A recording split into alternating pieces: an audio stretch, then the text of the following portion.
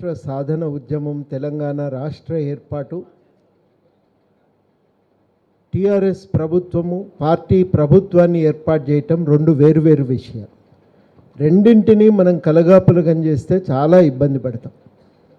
తెలంగాణ రాష్ట్ర సాధన కోసం మనమందరం పోరాటం చేసినాం.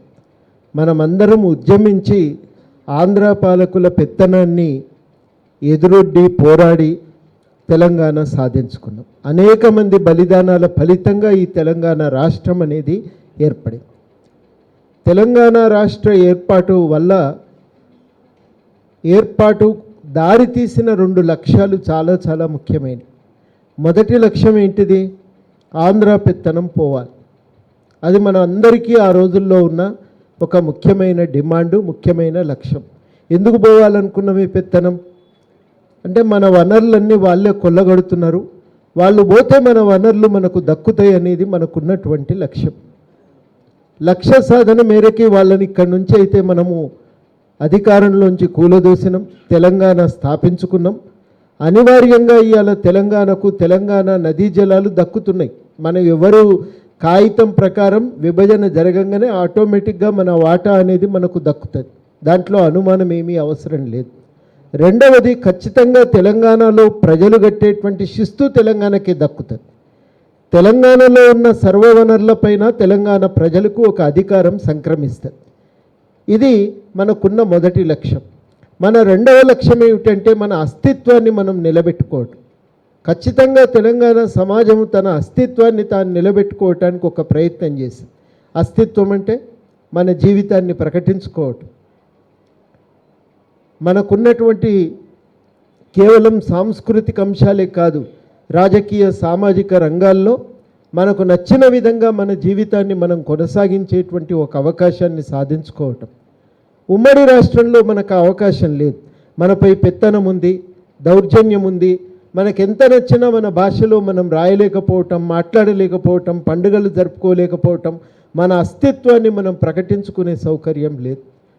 ఈ అస్తిత్వాన్ని ప్రకటించుకోగలిగితే తెలంగాణ తన భవిష్యత్తుకు తాను దారి వెతుక్కోగలుగుతుంది. అది లేకపోతే కష్టం. నా వ్యవసాయం ఇట్లా ఉంటుంది తెలిసినప్పుడు నీ తెలంగాణ వ్యవసాయ విధానం అనేది రూపకల్పన జరుగుతుంది. నా ప్రజల జీవన పరిస్థితులు ఇవి తెలిసినప్పుడు భోజనం చేకూరింది లేనే లేదు. ఇవాళ మనం ఏం కోరుతున్నామంటే, ప్రత్యేక రాష్ట్రం అంటూ ఏర్పడితే ఈ అభివృద్ధి క్రమం మారాలి. మళ్ళా హైదరాబాదేనా? అన్ని జిల్లాలు డెవలప్ కావాలి కదా. అది మనం మొట్టమొదట కోరుకుంటున్నాం. రెండవది ఏం కోరుకుంటున్నాం? మళ్ళీ ఈ రియల్ ఎస్టేట్ డీలర్లు కార్పొరేట్ శక్తులేనా? కాదు కదా. తెలంగాణలో ఉన్న 50 మంది ప్రజలు దీనివల్ల లాభపడాలి. మనం కోరుకున్నది ఏంటంటే, ఒక పెత్తనం పోతే తెలంగాణ ప్రజలు వాళ్ళ జీవితాలు బాగుపడే ఒక కొత్త ప్రయాణం మొదలవుతుంది అని. ఇవాళ మనం మూల్యాంకనం చేసేది కేవలం ఈ ఒక్క దృక్పథం నుంచి. అది అవుతుందా లేదా? మళ్ళా నువ్వు హైదరాబాద్కే పెత్తనం వేస్తే మేము మాత్రం దాన్ని ఆమోదించే ప్రసక్తే లేదు. రెండు, మళ్ళీ ఈ రియల్ ఎస్టేట్ డీలర్లు కార్పొరేట్ శక్తులేనా? ఆంధ్ర కాంట్రాక్టర్లేనా? తెలంగాణ ప్రజల బతుకుదెరువు అవకాశాలు ఎట్లా బాగుపడతాయి అన్నదే ఇవాళ చాలా ప్రధానమైన ప్రశ్న. అందుకనే మనం సూటిగా ఏమడుగుతున్నామంటే, అత్యధిక శాతం ప్రజలు ఇవాళ వ్యవసాయం మీద, వృత్తుల మీద, గృహ పరిశ్రమల మీద, సూక్ష్మ పరిశ్రమల మీద, చిన్న పరిశ్రమల మీద ఆధారపడి బతుకుతున్నారు. వాళ్ళందరి బతుకుదెరువు అవకాశాలను పెంచే విధంగా ఆర్థిక నీతి, రాజకీయ విధానాలు ఉండాలని చెప్పి మనం ప్రధానంగా డిమాండ్ చేస్తాం. అంతే కదా, ప్రజలకు దక్కాలి కదా బెనిఫిట్. తెలంగాణ వస్తే అందరం బాగుపడతామని అనుకున్నాం, బాగుపడాలి అంతే. ఇక వేరే ముచ్చట్ లేదు దానికి. అది ఆధారంగానే మనం ఏ పనైనా మంచిగా ఉందా లేదా అనేది నిర్ణయించుకుంటాం. కానీ మనకి ఇంకో ప్రమాణం అనేది అనవసరమే.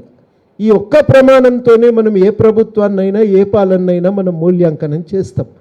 ఈ క్రమం నుంచి మనం ఆలోచన చేసినప్పుడు నిజంగా వ్యవసాయ విధానాలు జరుగుతున్నాయంటే, రామాంజనేయులు గారు చెప్పినరు, ఇంకా చిన్న రైతు ప్రధానంగా ఉన్నటువంటి వ్యవసాయానికి మన విధాన రూపకల్పన కూడా జరగలే ఇంకింతవరకు. ఒక్క విధానం అనేది కూడా ఇంతవరకు రాలేదు. అది మనం అడుగుతున్నాం. కోర్టుల కేసు వేసినాం. నిజంగా మీరు 2 ఏళ్ళు ఏం చేసినరా అంటే, మీరు నిజంగా నమ్మినరా గవర్నమెంట్ అంటే, నమ్మినా నమ్మకపోయినా నేను నిన్ననే వస్తే కుర్చీ దులుపుకోకనే పోతే కూర్చోకనే పోతే పని ఎప్పుడు చేయాలని అయితే అంటాడు కదా అనేటోడైతే. అందుకని ఆగుడు తప్ప మనకేవో ఆలోచనలు లేక విశ్లేషణ లేక ఏం కాదట్లా. ఖచ్చితంగా మన అవగాహన ఉన్నది కాబట్టే నిలబడ్డాం కదా. లేకపోతే మన సంఘం తీసుకుపోయి పార్టీలో కలిపి మనం కూడా వాళ్ళు వెంబడి తిరుగుతుంటాం కదా. కాబట్టి అనుమానాలు ఏం లేవు, స్పష్టతే ఉంది. కానీ ఖచ్చితంగా జరుగుతాయని ఆశపడి అవకాశం ప్రజలు ఇచ్చినప్పుడు ఆ ప్రయత్నం ఏ దాకా పోతుందో మనం కూడా కొంత పరిశీలన చూడవలసి వస్తుంది, కొంత సహకరించవలసి వస్తుంది. మనవంతు ఖచ్చితంగా ఒక ప్రయత్నం ఏం చేసినామంటే ఖచ్చితంగా అనేక విషయాల మీద సూచనలు చేసుకుంటూ వచ్చినాం. కోర్టుకు పోతాం కదా, చర్చలు జరిగాయి కదా, రైతు సంఘాలు 40 రైతు సంఘాలతో చర్చ జరిగాయి కదా. మరి ముందు పడాలి కదా, విధానం రావాలి కదా. మనమేం కోరుకున్నామంటే ప్రజలకు లాభం జరగాలి. మళ్ళా పాలీ హౌజులు వేస్తానంటే పైసలు ఉన్న రైతులకే లాభం అవుతుంది, కానీ పైసలు లేని రైతులకు ఏ రకంగా ఉపయోగపడుతుంది అనేది మన ప్రశ్న. అందుకనే మనం అడుగుతున్నాం, తెలంగాణ రైతు దగ్గర పెట్టుబడి లేదు, ఆయన పెట్టుబడి ఖర్చు తగ్గించండి, ఆయన పంటలు పండించే ప్రయత్నం చేసుకోవాలి, దానికి సహకరించండి అని చెప్పి మనం కోరుతున్నాం. మార్కెటింగ్ కావాలి, దానికి అవసరమైన ప్రభుత్వం నుంచి సహాయం దొరకాలి, పనిముట్లు కావాలి, దానికి అనుబంధంగా పశుపోషణ రావాలి, కోళ్ళ పరిశ్రమ రావాలి, మత్స్య పరిశ్రమ రావాలి, ఆహార సేకరణ కావాలి. ఇగో గిన్ని జరగాలి. మీరు అడగచ్చు ఇక్కడ అస్తిత్వాన్ని ముచ్చట ఏడికెళ్ళి వస్తుంది. తెలంగాణ అస్తిత్వంలో ఒక ముఖ్యమైనటువంటి విషయం సీతాఫలం కదా. మనకు ఆ పండుగ ఇంపార్టెంట్, మనకు అది నిత్య జీవితంలో ఎంత ఇంపార్టెంట్ అంటే అది ఒక మన దగ్గరే దొరుకుతుంది. ఒక్క సీతాఫల్ ఫెస్టివల్ అన్నా మనం చేసుకోవచ్చు కదా. నేను మొన్న అమెరికా పోతే నాకు ఆశ్చర్యమైంది, ఆ ఊళ్ళో ఎల్లిపాయలు వండుతాయట, ఎల్లిపాయ ఫెస్టివల్ పెట్టుకుంటారు వాళ్ళు.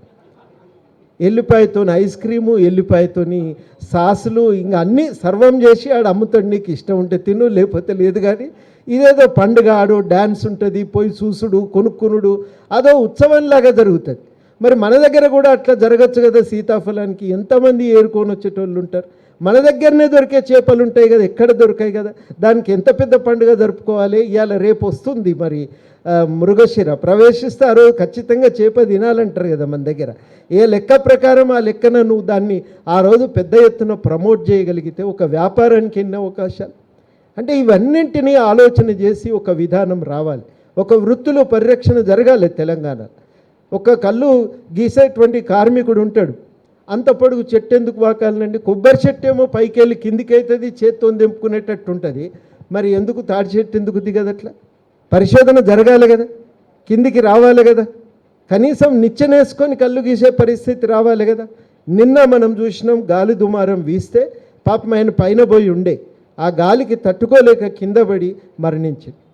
ఇవాళ మన దగ్గర ఒక విచిత్రమైన పరిస్థితి ఏంటంటే తాడి చెట్టు ఏ డిపార్ట్మెంట్ అనేది ఇంతవరకు తేలలేదు.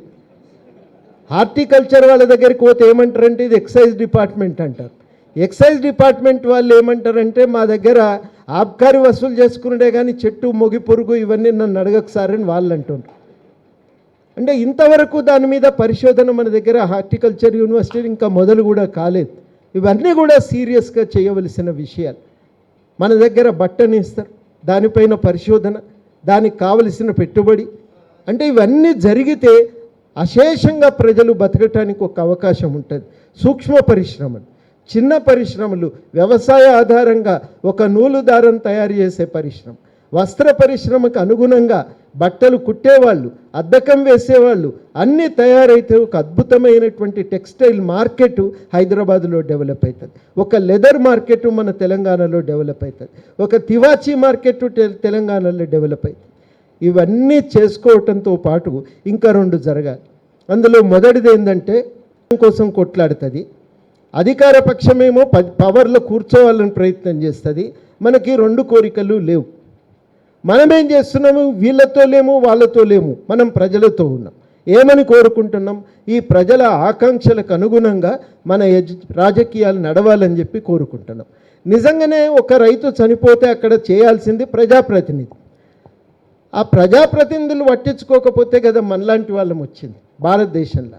మన పాత్ర ఏంటంటే తెలంగాణలో ముఖ్యంగా ఒక 60 ఏళ్ళ చరిత్ర కనుక తీసి చూస్తే ఎవరు లేని సమయాల్లో కూడా మనలాగా కొంత చదువుకున్న వాళ్ళు ప్రజల తరఫున నిలబడి వాళ్ళ సమస్యను ఎజెండా మీదకి తీసుకొచ్చింది. అఘోర్నాథ్ చట్టోపాధ్యాయ చందా రైలు ఉద్యమం చేసిండు. అది గవర్నమెంట్ నిర్మాణం చేయాలి, బ్రిటిష్ కాంట్రాక్టర్లకు ఇవ్వద్దని. అట్లా ఎన్ని ఉద్యమాలు జరిగినాయి తెలంగాణలో. ఎక్కడ ఏ రాజకీయ పక్షం అనేది లేదు. ఆంధ్ర మహాసభ, జనసభ, ముల్కీ ఉద్యమము, 53లో విలీనానికి వ్యతిరేకంగా ఉద్యమము, 69 ఉద్యమం, మలిదశ ఉద్యమం, ప్రతి దశలో కూడా ఒక కీలకమైనటువంటి పాత్ర ఈ సంఘాలు పోషిస్తూ వచ్చినాయి. ఇవాళ ఒక విశ్వాసంతో మనం పోవాలి. జనం మనల్ని నమ్మినరా లేదా? వీళ్ళకైతే రాజకీయాలు లేవాయా, వీళ్ళు నలుగురి కోసం నిలబెట్టోళ్ళు అని చెప్పి మనం ఏదైనా చెప్తే కొంత సీరియస్గానే తీసుకున్నారు.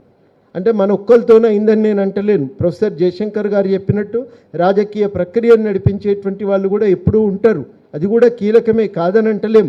కానీ చాలా ముఖ్యమైన విషయం ఏంటంటే ఎజెండాలో వీటిని తేవటంలో మనకు ఒక పాత్ర అనేది చాలా కీలకమైనటువంటి పాత్ర మనం పోషించగలిగినాం. ఈ ప్రజల సంక్షేమమే ఎజెండాగా ఉండాలని చెప్పి మనం కోరుతూ ఉన్నాం. మళ్ళీ అక్కడ పోయి ఇక్కడ పోయి ఈ ఇసుక కాంట్రాక్ట్ దక్కించుకుందునా, ఆడ ల్యాండ్ సెటిల్మెంట్లు చేతున్నా, లేకపోయినట్టు అయ్యేది ఉంటే ఏడన్నా కాంట్రాక్ట్ దక్కించుకుందునా, ఇవి రాజకీయాల్లో కేంద్ర బిందువు కావద్దు. రాజకీయాల్లో ఏవి కేంద్ర బిందువులు కావాలి? ప్రజల బతుకుదెరువు అవకాశాలు ఎట్లా పెంచగలం అనేదే కేంద్ర బిందువు కావాలి. దానికి సంబంధించిన చర్చ ఉండాలి, తపన ఉండాలి.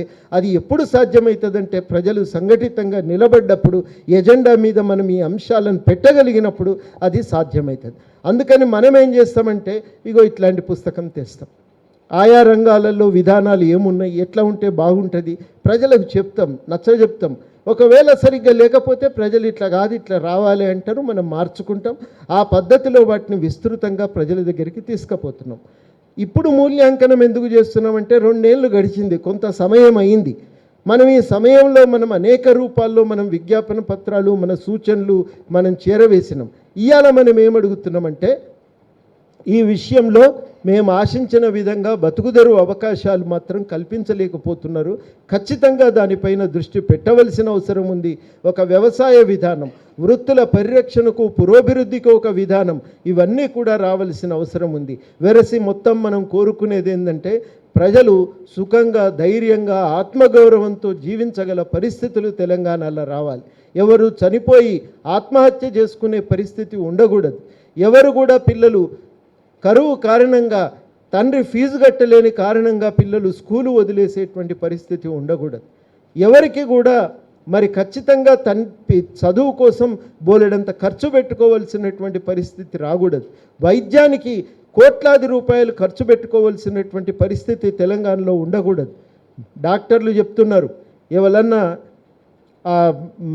మన క్రిటికల్ కేర్ దాంట్లో పోయి ఉంటే, ఎమర్జెన్సీ దాంట్లో ఆ పోయినోడెవడు ఆస్తులు అమ్ముకో. ఇంకా ఒక చాలా కీలకమైనటువంటి ఒక ప్రయాణం కాబోతున్నది. ప్రపంచంలో ఎక్కడ కూడా ఇట్లా ప్రజల తరఫున ఒక ప్రత్యామ్నాయ అభివృద్ధి నమూనాను ముందుకు పట్టుకొచ్చి ఇగో మా ప్రాంతంని ఈ రకంగా అభివృద్ధి చేసుకుంటామని చెప్పి ప్రకటించి దానికోసం ప్రయత్నం చేసినటువంటి సంఘాలు చాలా తక్కువ అని మధ్య నేను అమెరికా పోయినప్పుడు అక్కడ ప్రొఫెసర్లు చెప్పింది నాకు. ఒక ప్రత్యామ్నాయాన్ని ప్రకటించే దానికోసం నిలబడి పనిచేస్తున్నది తెలంగాణలో మాత్రమే కనబడుతున్నది. మరి గింత తెలంగాణ తెచ్చి గంత బలవంతులైన ఆంధ్రోళ్లను మట్టి గరిపించి ఇవాళ మనం తెలంగాణ మనం అభివృద్ధి చేసుకుంటాం. ఎవరు చేస్తారు? మనమే చేస్తాం. మనం నడుస్తాం, మన వెనకాల ప్రపంచం నడుస్తుంది. ఇక గల్ల మీరు ఏం అనుమానపడవలసిన అవసరం లేదు. మనకు హరగోపాల్ సార్ ఉన్నాడు, పెద్ద పెద్దలందరూ ఉన్నారు. ధైర్యం మనకు నిలబడాలి. ఎవరైనా బేలతనం పనికిరాదు, నిరాశ పనికిరాదు. తెలంగాణ తెచ్చిన వాళ్ళం నిరాశలు ఎట్లుంటాం? నువ్వు చేస్తేనా మంచిది, చేయకపోతే నేను ఊరుకుంటానా? అగో గా ధైర్యం ఉండాలి తెలంగాణలో. గా ధైర్యం ఉన్నోళ్ళు తెలంగాణలో ముందుకు పోతారు, తెలంగాణను అభివృద్ధి చేసి చూపిస్తారు. మీకు కాకపోతే మేము చేసి చూపిస్తాం, ఊకుంటామా? ఖచ్చితంగా అభివృద్ధి చేసి చూపిస్తాం. ఎట్లా చేయన్నో మాకు ఎరికే. ఎందుకంటే 20 ఏళ్ళు కొట్లాడినోనికి కనబడదా తెలంగాణకి ఏమవసరం? అందరికంటే ఎక్కువ మంచిగా మనకే అర్థమవుతుంది, వేరెవరికి అర్థం కాదు. మరి మనం అర్థమైన వాళ్ళ ముట్టుకుంటామా? ఖచ్చితంగా మాట్లాడుతుంటాం. కాకపోతే ఏంటంటే మాకు దురాశ లేదు, పేరాశ లేదు. మాకున్నది ఒకటే, ప్రజలు బాగుపడాలి. గది మనకున్నటువంటి ఆలోచన. ఆ ఆలోచనతో ముందుకు పోతాం. మీరు మంచిగా చేస్తారా మరి చూస్తాం. ఇంకా 3 ఏళ్ళకు మళ్ళీ రివ్యూ తీసుకొస్తాం, ఊకుంటామా? ఇక మళ్ళీ 3 ఏళ్ళకు రివ్యూ తీసుకొస్తాం. ఏమన్నా మార్పు ఉంటుందా లేదా చూద్దాం. ఈ మార్పు కోసం ఈ సంవత్సరం ఇంకా జరంత గట్టిగానే ప్రయత్నం చేస్తాం. మరి మీరందరూ గట్టిగా ఓకే అన్నట్టేనా?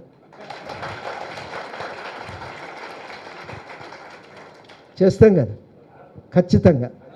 జై తెలంగాణ. కొందరు చేయలేరు. జై తెలంగాణ.